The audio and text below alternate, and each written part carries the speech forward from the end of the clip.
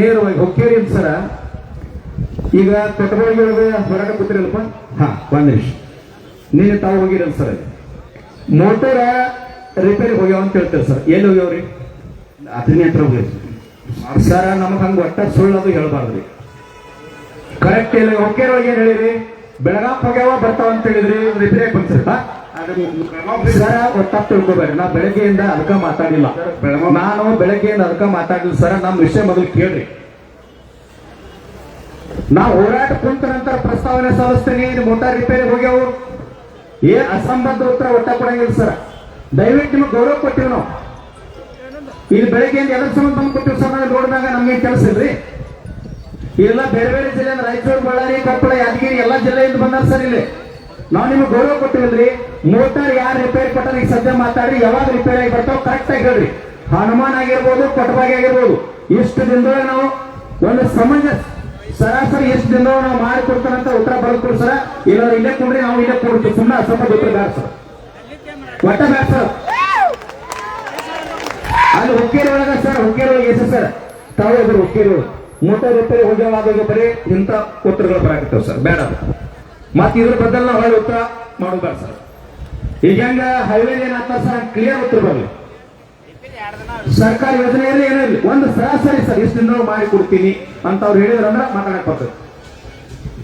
ಈಗಾಗಲೇ ಇವ್ರ ಸಾಹೇಬ್ರ ಯಾರು ಎಮ್ ಡಿ ಅವ್ರು ಅದಾರ, ಅವ್ರು ರಾಥೋಡತ್ತೆ ಅದಾರ. ಅವ್ರಿಗೆ ಫೋನ್ ಮಾಡಿದ್ವಿ, ಫೋನ್ ಪಿಕ್ ಮಾಡಿಲ್ಲ. ನಾವೇನೇ ಫೋನ್ ಮಾಡಿ ಇದ್ರ ಬಗ್ಗೆ ಮಾತಾಡ್ತೀವಿ. ಚಿನ್ನಪ್ಪನ ನಿಮಗೂ ನಂಬರ್ ಕೊಟ್ಟಿನಿ, ನೀವು ಸ್ವಲ್ಪ ಆಗ್ರಹ ಪಡಿಸ್ರಿ. ನಾವು ಅಷ್ಟು ಹೇಳಿದ್ವಿ ಅಂದ್ರೆ ಅದು ಆಗ್ತೈತೆ. ನೀವು ಇದು ಮುಗಿದ ಮೇಲೆ ನನ್ನ ಜೊತೆ ಮಾತಾಡ್ರಿ. ಈಗ ಹಚ್ಚಿದ್ರೆ ನಾವು ಮಾತಾಡ್ತೀವಿ. ಕೇಳ್ರಿ. ಈಗ ಈ ರಾಠೋಡತ್ತೆ ಸಾಹೇಬ್ರ ಚೀಫ್ ಇಂಜಿನಿಯರ್ ಇದ್ರು ಇಲ್ಲ ಬೆಳಗಾವ್. ಈಗೇನ ಅಮೀನ್ ಬಾವಿ ಸಾಹೇಬ್ರು ಎಮ್ ಡಿ ಇದ್ರು. ಇವರ ಬಹುಶಃ ಚೀಫ್ ಇಂಜಿನಿಯರ್ ಆಗ್ಯಾರ. ಈ ಸಾಹೇಬ್ರು ಸ್ವಲ್ಪ ಒಂದಿತ್ತ ಎಮ್ ಡಿ ಆಗ್ಯಾರ. ಎಮ್ ಡಿ ಬೆಂಗಳೂರಾಗ ಇದು ಅದ್ಭುತವಾಗಿ ಇಲ್ಲೇ ಚೀಫ್ ಇಂಜಿನಿಯರ್ ಆಗಿ ಬಹಳಷ್ಟು ನೀರಾವರಿ ಹಿಂದುಳಿದಿದ್ದು. ಈ ಎಮ್ ಡಿ ಆಗಿ ಹೆಂಗ್ ಮಾಡ್ತಾರತ್ತೆ ಅದು ಕೂಡ ಆತಂಕ ಐತೆ. ಅಲ್ಲಿ ಹೋಗೋಣ, ಚಳಿ ಬಿಡಿಸ್ಬೇಕಾಗೈತಿ. ಅನಿವಾರ್ಯ ಪರಿಸ್ಥಿತಿ. ಹೋಗೋಣ. ಹೊಸದಾಗಿ 15 ನಿಮಿಷನಾಗ ಅದನ್ನ ತಯಾರಿ ಮಾಡೋಣ. ಈಗ ಸಾಹೇಬ್ರ ನಾವು ಮಾತಾಡ್ತೋ, ಇದು ಸೀರಿಯಸ್ ತಗೋರಿ. ಅಪಮಾನ ಆಗದೈತಿ. ನಿಮಗೂ ಮರ್ಯಾದಿಲ್ಲ, ನಮಗೂ ಮರ್ಯಾದಿಲ್ಲ ಆಕೈತಿ. ಈಗ ಕೊಟ್ಟಬಾಗಿ ನೀರಾವರಿ ಸಂಪೂರ್ಣ ಪೆಂಡ್ ಹತ್ತಂದ್ರೆ ಅಣ್ಣಗೌಡ್ರೆ ನೀವು ಕೇಳ್ರಿ. ಈಗ ಕೊಟ್ಟಬಾಗಿ ಇರ್ಲಿ, ಹನುಮಾನ್ ಇರ್ಲಿ, ಇವೇನೇನ್ ನೀರಾವರಿ ಇದಾವಲ್ಲ ಇವು ನಮ್ಮ ನೀರಾವರಿ. ನಮ್ಮ ಭೂಮಿ ನಮ್ಮ ಆಯ್ಬೇಕಾಗೈತೆ. ನಮ್ಮ ಹೊಟ್ಟೆ ಕಡೆ ಆತೈತೆ. ನಮ್ಮ ಕುಟುಂಬ ಹಾಳಾಗತೈತೆ. ನಮ್ಮ ಬದುಕು ನಾಶ ಆಗತೈತೆ. ನಾವು ಮನಿಗೆ ಒಬ್ಬೊಬ್ರ ತೆಗೆದ ಮೇಲೆ ಈ ಶಾಲ ಹಾಕೊಂಡ ಹೋರಾಟ. ಮತ್ತು ಬೆಂಗಳೂರು ಬಂದ್ರೆ ಬೆಂಗಳೂರ ಎಲ್ಲಿ ಹೋಗ್ತೈತಿ ಅಲ್ಲಿ ಬೆಣ್ಣ ಐತಿ, ಎಲ್ಲೇ ಚಪ್ಪತ್ತೈತಿ. ನಾವು ಕೂಡ ನಮ್ಮ ಬದುಕು ಕಟ್ಕೊಂಡ್ರಿ, ಹೌದಿಲ್ರಿ? ಗೊತ್ತಾ? ಅದಕ್ಕೆ ಇನ್ನೊಂದ್ಸರ ಸುಲ್ತಾನ್ಪುರ ನೀರಾವರಿ ಯೋಜನೆ, ಚಿಕ್ಕೋಡಿ ಉಪಕಾಲುವೆಗೆ ಹಿರಣ್ಯಕೇಶ ನದಿಯಿಂದ ಲಿಫ್ಟ್ ಮಾಡುವುದು. ಈ ಯೋಜನೆಗೆ ಒಳಪಡುವ ಹಳ್ಳಿಗಳಾದ ಗುಡುಸು, ಕಡಹಟ್ಟಿ, ಬೆಲ್ಲದ ಬಾಗೇವಾಡಿ, ಜಾಗನೂರು, ವಿಜಯನಗರ, ಬೂದನಹಟ್ಟಿ, ಮಂಗಾಪುರ, ಕಬ್ಬೂರ, ಮೀರಾಪುರಟ್ಟಿ, ಜೋಡಟ್ಟಿ, ಮಾಡಲಗಿ, ನೆಕ್ಕಳಿ, ಬೂದಿಯಾಳ, ಬಾಂಚಿ, ಹುಬ್ಬರವಾಡಿ, ಜೋಡ್ಕುಳಿ, ಕೇರೂರ, ಕಾಡಾಪುರ ಹೀಗೆ ಹಲವಾರು ಗ್ರಾಮಗಳಿಗೆ ಹಿಡಕಲ್ ಜಲಾಶಯದಿಂದ ಹಿರಣ್ಯಕೇಶ ನದಿಯಿಂದ ಸುಲ್ತಾನ್ಪುರ ವರೆಗೆ ಉಪಕಾಲುವೆಗೆ ಹೋಗ್ತಕ್ಕಂಥ ಇದು ಹುಕ್ಕೇರಿನೂ ಬರ್ತೈತಿ, ಚಿಕ್ಕೋಡಿನೂ ಬರ್ತೈತಿ, ನೆಕ್ಸ್ಟ್ ರಾಯಬಾಗು ಬರ್ತೈತಿ. 3 ತಾಲೂಕುಗಳಿಗೆ ನೀರಾವರಿ ಆಗ್ಬೇಕೈತಿ. ಯಾಕೆ ಆಗ್ಬೇಕಂತಂದ್ರ ಕಾರ್ಯಕ್ರಮ ಐತಿ. ಹಿರಣ್ಯಕೇಶ ನದಿ ಈಗ ಹಿರಣ್ಯಕೇಶ ನದಿ ಅಂದ್ರೆ ಗೊತ್ತಾಗ್ತದ. ಈ ಬಡ್ಕೊಂಡ್ರಿ ಹೊಳೆವ ತಾಯಿ ತಕ್ಕ ಒಂದು ನದಿ ಹೋಗ್ತದ. ಅದೇನಾಗ್ತೈತಿ, ಡ್ಯಾಮ್ ಗೊತ್ತ ಸಂಬಂಧ ಇಲ್ಲ, ಹಿಡ್ಕಲ್ ಜಲಾಶಯಕ್ಕೆ ಸಂಬಂಧ ಇಲ್ಲ. ಅದೇನಾಗ್ತೈತಿ, ನೀರ ಈಗ ಸುಮಾರು ಒಂದು 10,000 ಕ್ಯೂಸೆಕ್ಸ್ ನೀರ್ ಹಂಗ ಹೋಗ್ತಾ ಐತಿ. ಈಗ ನಾವು ಬಾಳ ಎಡದಂಡೆ ಕಾಲುವೆಗೆ ನೀರು ಬರ್ತೈತಿ, ಆಚೆ ಹೊಳೆಗೆ ಹೋಗ್ತೈತಿ. ಅದು ಹೋಗಿ ಮತ್ತ ಕೃಷ್ಣಾ ನದಿ ನಮ್ಮ ಡ್ಯಾಮ್ ಕೂಡ್ತಕ್ಕಂಥದ್ದು, ಆಲ್ಮಟ್ಟಿ ಡ್ಯಾಮ್ ಹೋಗಿ ಕೂಡ್ತಕ್ಕಂಥ ವಿಚಾರ. ಅದು ನೀರು ವೇಸ್ಟ್ ಉಂಟೈತಿ. ಒಂದು 100 ಕೋಟಿ ರೂಪಾಯಿ ಏನಾದ್ರು ಖರ್ಚು ಮಾಡಿರಪ್ಪ ಅಂತಂದ್ರ 4 ತಿಂಗಳು ಈ 3 ತಾಲೂಕುಗಳಿಗೆ ನೀರಾವರಿ ನಡೀತೈತಿ. ಅದ್ರ ಸಂಬಂಧ ಈ ನೀರಾವರಿಯನ್ನ ಹೊಸ ಯೋಜನೆಯನ್ನ ಜಾರಿಗೆ ಮಾಡಬೇಕು ಅನ್ನುವಂಥದನ್ನ ಮಾನ್ಯವರು ಏನೀಗ ರಾಠೋಡ್ ಅವ್ರ chief engineer, Belagavi chief engineer ಇದ್ರು, ಸಾಹೇಬರು ಅವರೆಲ್ಲ ಕೂಡಿದ್ದಾಗ ಕೂಡ ಚರ್ಚೆ ಆಗಿತ್ತು. ಈಗ ಅವರ MD ಆಗಿದ್ದಾರೆ. ದಯವಿಟ್ಟು ಈ ಯೋಜನೆ ಕೂಡ ಸಾಹೇಬ ಈ 15 ದಿವಸನಾಗ ನಾವೇನು ಬೆಂಗಳೂರು ನೋಡುದಿಲ್ಲ ಅಷ್ಟರೊಳಗಾಗಿ ಎಸ್ಟಿಮೇಟ್ ಅಪ್ರೂವಲ್ ಏನೇನು ಕಳಿಸ್ಬೇಕಾಗೈತಿ. ನೀರಿನಂತೂ ಅದ್ರದೇನು ಕೇಳೋ ಅವಶ್ಯಕತೆ ಇಲ್ಲ. ಅಲ್ಲೇ ಸ್ಟಾಕ್ ಹಂಗ ವೇಸ್ಟ್ ನೋಡೋದು ಗುರುಗಳು, ಅದ್ರದೇನ ಅಷ್ಟ ಗುದ್ದಾಡೋ ಅವಶ್ಯಕತೆ ಇಲ್ಲ. ತಕ್ಷಣ ಪರ್ಮಿಷನ್ ಸಿಗ್ತದೆ. ಅದಕ್ಕಾಗಿ ದಯವಿಟ್ಟು ಇದು ಬಹಳ ಸೀರಿಯಸ್ ಇರ್ತಕ್ಕಂಥ ವಿಷಯ. ಯಾಕಂದ್ರೆ ನಾವು ಮೊನ್ನೆ ಕೆಂಪಟ್ಟಿ ಭಾಗಕ್ಕೆ ಹೋಗಿದ್ದು, ಪಾಪ ಅಲ್ಲೆಲ್ಲ ಕುಡಿಯಾಕ ನೀರಿಲ್ಲ. ಅದು ಬತ್ತಪ್ಪ ಅಂತಂದ್ರೆ ಅಲ್ಲಿವರೆಗೆ ಹಿಡ್ಕೊಂಡು ಬಹಳಷ್ಟು ನಿಪ್ಪಾಣಿ ಭಾಗವರೆಗೆ ಕೂಡ ನೀರಾವರಿ ಮುಟ್ತಕ್ಕಂಥ ಯೋಜನೆ ಇದೆ. ಇದು ಬಹಳ ಗಂಭೀರವಾಗಿ ನೀವು ಯಾರ ಕೈ ಸರ್ವೆ ಮಾಡಿಸ್ತಿರೋ, ಏನು ಎಸ್ಟಿಮೇಟ್ ಮಾಡಿಸ್ತಿರೋ, ಅದು ಏನೇನು ಪ್ಲಾನ್ ಐತೆ ಅನ್ನೋದು ಈ ಜನರ ಮುಂದೆ ತಾವು ದಯವಿಟ್ಟು ಹೇಳ್ರಿ. ಅದನ್ನು ಕೂಡ 15 ದಿವಸ ಒಳಗಾಗಿ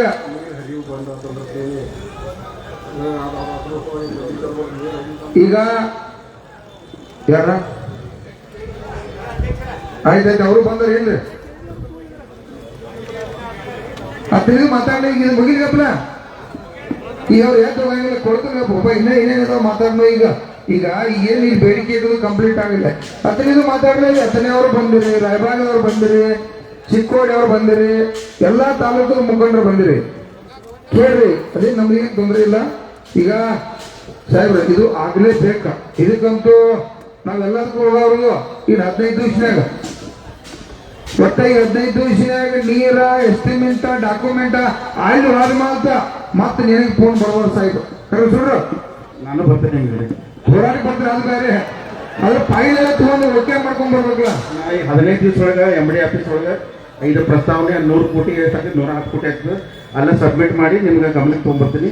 ಎಲ್ಲರೂ ಕೂಡಿ MD ಸಾಹೇಬ್ ಮುಂದ್ಬಿಟ್ಟು ಜೋರಾಗಿ ಚಪ್ಪಾಳೆ ಹುಲಿಗೆ ಆಯ್ತು. ಇಂಟ್ರೆಸ್ಟ್ ಐತೆ ಅವ್ರಿಗೆ.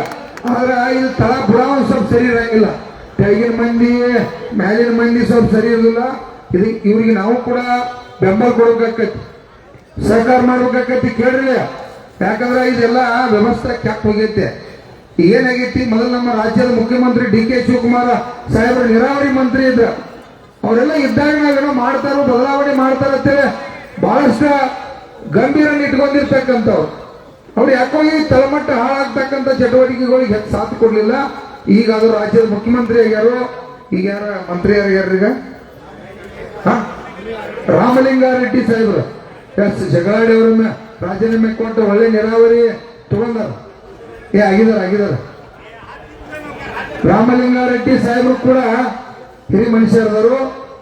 ನೀರಾವರಿ ಮಾಡ್ಲೇಬೇಕು. ಬಿಡು ಬೇಡ. ನೋಡ್ರಿ, ನಾವು 15 ದಿವಸನಾಗ ರೆಡಿ ಆಗಿಬಿಡ್ರಿ. ಆಗೋಣ ಬೇಡ್ರಿ. MD ಆಫೀಸ್ ಹೋಗೋಣ. ರೈಲ್ವೆ ಕೈ ಹೋಗ್ಕೊಂಡು ಒಂದು 10-15 ಸಾವಿರ ಜನ ಒಂದು 2-3 ದಿವಸ ಹೋಗ್ಕೊಂಡು ಮೆದುಳ್ದಾಗ ಕೂತು ಅಂತಂದ್ರ ರೊಕ್ಕ ಈ ಮಲ್ಲಿಕಾರ್ಜುನ ಯಾಕಂದ್ರೆ ಎಲ್ಲ ನಾವು ಈಗ ನಾವ ಗುತ್ತಿಗೆ ಇರ್ತೀವ್ರಿ. ಮತ್ತೆ ಅನಿವಾರ್ಯ ಐತೆ. ರೈತ ದೇವರುಗಳು ಆರಾಮ್ ಮಾಡಕ್ಕೆ ಪಾಪ ಶಾಸಕರಿಗೂ ಅವ್ರು ಏನ್ ಮುಂದೆ ಈಗ ಡ್ಯಾಮ್ ಇಂದ ಒಂದು 60 TMC ನೀರು ಬಿಟ್ಟಿದ್ದೇವೆ. ಮೊನ್ನೆ ಪ್ರಾದೇಶಿಕ ಆಯುಕ್ತರು ಆದೇಶ ಮಾಡಿರ್ತಾರೆ. ಈಗ ನೀರು ನಾವು ಸತತವಾಗಿ ಬಿಡ್ತಾ ಇದ್ವಿ. ಅದು ನೀರಿನ ಡಿಸ್ಚಾರ್ಜ್ ಲಿಮಿಟೆಡ್ ಇರೋದ್ರಿಂದ ಅದಕ್ಕೆ ಕೆಲವೊಂದು ವಾಟರ್ ಮ್ಯಾನೇಜ್ಮೆಂಟ್ ಮಾಡಿ ಒಂದು ಬೇರೆ ಗೇಟ್ಗಳು ಕಂಟ್ರೋಲ್ ಮಾಡ್ಕೊಂಡು ಅವ್ರು ಬಿಡ್ತೀವಿ.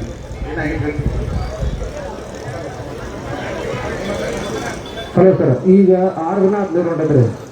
ಇನ್ನೂವರೆಗೆ ಈ ಬೌನ್ಸಿ ಹೊಟ್ಟ ಹೋಗ್ಬಿಟ್ಟೈತ್ರಿ. ಬರ್ನಾಳ ಹೋಗ್ಬೇಕಾದ್ರೆ 11 ಕಿಲೋಮೀಟರ್ ಐತ್ರಿ. ಅದು ಈ ಮತ್ತೆ ನೀರು ಬಂದ್ರೆ ಅವ್ರಿಗೆ ಕುಡಿ ನೀರು ಬಿಟ್ಟಿದ್ರಿ. ನೀರು ಬಂದ್ರೆ ಹೆಂಗೆ ಮಾಡಿದ್ರಿ ನಾವು? ಅಲ್ಲಿ ಭಾಳ ಗಾಣ ಐತ್ರಿ. ಅದನ್ನೆಲ್ಲ ಮಣ್ಣು ತೆಗ್ಯಾರ್ರಿ. ಕಿನಾಲ್ ಮುಚ್ಚೈತ್ರಿ. ಬೌನ್ಸ್ ಅಂತ ಹೇಳ್ಯಾರ. ನಿಮ್ಗೆ ಅರ್ಜಿ ಕೊಡ್ದಾರ್ರಿ. ನಿಮ್ಮ ಜೊತೆ ಫೋನ್ನಾಗ ಮಾತಾಡಿದಾರೆ.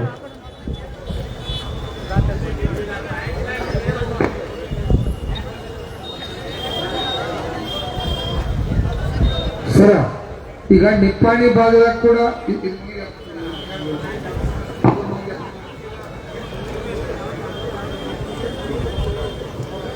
ವಿಷಯ ಹೇಳ್ತಾರೆ. ವಿಷಯ ರೀ, ಇದು ಬರ್ನಾಳ ನೀರು ಮುಟ್ಟಾಗಲಿಲ್ಲ. 4 ವರ್ಷ ಕೊಟ್ಟಾರೆ. ನೀರು ಬಿಡಿದ್ರಿ. ಬರ್ನಾಳ ಹೋಗಿದ್ರೆ 4 ನೀರು ಬಂದ್ ಮಾಡಿಲ್ಲ. 5 ಚಾಲೂ ಐತಿ. ಅದ್ರ ಬೇರೆ ಗೇಟ್ ಕಂಟ್ರೋಲ್ ಮಾಡಿ ಮುಂದೆ ಬಿಡ್ತೀವಿ. ನೀರು ಸ್ವಚ್ಛ ಮಾಡ್ಬೇಕಾದ್ರೆ ಬಗ್ಗೆ ಸರ್. ಸ್ವಚ್ಛ ಭಾಳ ಗಾಣೈತ್ರಿ. ಗಿಡ ಗಂಟೆ ಕಲ್ಲ ಬಿಟ್ಟು ಸ್ವಚ್ಛ ಭಾಳ ಐತ್ರಿ. ಇದನ್ನ ಗಾಣಿ ಭಾಳ ಐತ್ರಿ. ಈಗ ಸ್ವಚ್ಛ ಮಾಡ್ಬೇಕು ಎಲ್ಲರೂ. ಈಗ ಅರ್ಜಿ ಕೊಡೋದಾರ. ಅದ ಈಗ ಮೇಂಟೆನೆನ್ಸ್ ಗ್ರಾಂಟ್ ಕೊಟ್ಟ ತಕ್ಷಣ ಅದು ಫಸ್ಟ್ ಸ್ವಚ್ಛ ಮಾಡ್ತೀವಿ. ಯಾವಾಗ ಮಾಡ್ತಾರೆ ಸರ್? ಅದನ್ನ ಸ್ವಚ್ಛ ಯಾವಾಗ ಮಾಡ್ತಾರೆ ಸರ್? ಹೇಳಿ ಮಾಡ್ತೀವಿ, ತಕ್ಷಣ ಮಾಡ್ತೀವಿ.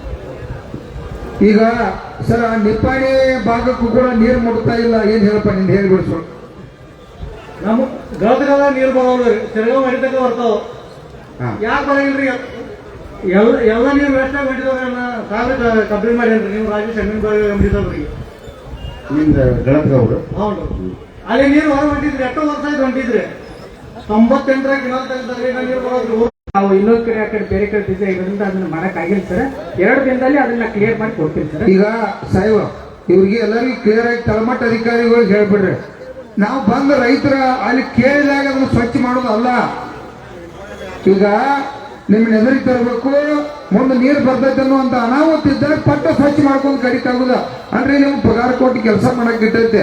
ನಿಮ್ಗೇನ್ರ ತೊಂದರೆ ಆದ್ರೆ ಯಾರ ಇದ್ರೆ ಹೇಳಿ, ನಾವು ಎಂಬಡಿಗೆ ಮಾತಾಡ್ತು, ಮುಖ್ಯಮಂತ್ರಿ ಕೂತ್ಬೇಕಾದ್ರೆ ಮಾತಾಡಿ ಒಟ್ಟ ಗುದ್ದಾಡ್ನು. ರೈತರ ಈ ಬದುಕು ಹೆಂಗೈತೆ ಅಂದ್ರೆ ನೀರ್ ಅಂದ್ರೆ ನಮ್ಗೆ ಅಮೃತ ಇದ್ದಂಗ. ನಮ್ ಬೆಳಿ ನಾವು ಅದ್ರ ಮೇಲೆ ಅವಲಂಬನೆ ಆಗಿರ್ತು, ಒಂದು ಹನಿ ಅಲ್ಲಿ ಪ್ರಾಬ್ಲಮ್ ಆಗಿ ಬೆಳಿ ನಾಶ ಆಕೈತಪ್ಪ ಅಂತಂದ್ರ ಒದ್ದಾಡಿ ಸಾಯ್ತು. ಈಗ ಹೆಂಗ ನೀರಿಲ್ಲ ಏನೋ ಯಾವ್ದಾರ ಸಾಯ್ತಿರ್ತಾರ ಆ ರೀತಿ ನಾವು ಕೂಡ ಭೂಮಿಗೆ ಬೆಳಿಗ್ಗೆ ನೀರಿಲ್ಲ ಅಂದ್ರೆ ಒದ್ದಾಡಿ ಸಾಯ್ತು. ಅದು ನಿಮ್ಗೆ ಗಂಭೀರತೆ ಇರಲಿ. ನಾವು ಕೂಡ ದಯವಿಟ್ಟು ಹೋರಾಟಗಾರ ಈ ನೀರಾವರಿ ಸಂಬಂಧ ಸ್ಪೆಷಲ್ ಆಗಿ ಈ ಸರ್ಕಾರ ಗಮನ ತರ್ತಕ್ಕಂಥದ್ದು ಆಗ್ಬೇಕು. ಯಾಕಂದ್ರೆ ನಮ್ಗೆ ಏನ್ ಮಾಡ್ಯಾರು, ಬಹಳ ದೊಡ್ಡ ನೀರಾವರಿ ಐತೆ ನಿರ್ಲಕ್ಷ್ಯ ಮಾಡಿ 10 ವರ್ಷ ಆತಲ್ಲಿ ಕಂಟಿ ಬೆಳೆತಾವು, ಕಾಲಿಗಳು ಸ್ವಚ್ಛ ಇಲ್ಲ, ಬಹಳ ಅನ್ಯಾಯ ಆಗತೈತಿ. ಅದ್ರ ಬದಲ ತಾವು ಕೂಡ ಗಂಭೀರ ಯಾವ ಅಳಿಕಿನಲ್ಲ ಏನ್ ಕೆಲವರು ಅಳಿಕಿನಲ್ಲಿ ಯಾಕೆ ನೀರು ಬರ್ತಾ ಇಲ್ಲ?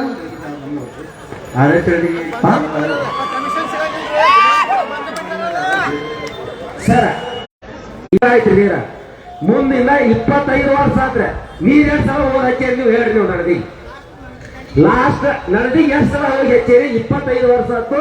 ಎಷ್ಟು ದಿವಸ ಹಚ್ಚಿರಿ?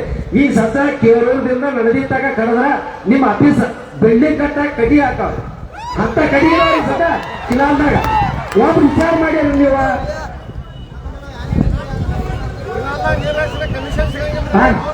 ಒಬ್ರು ವಿಚಾರ ಮಾಡಿದ್ರೆ ಆ ಇದನ್ನ ಮಾಡಿ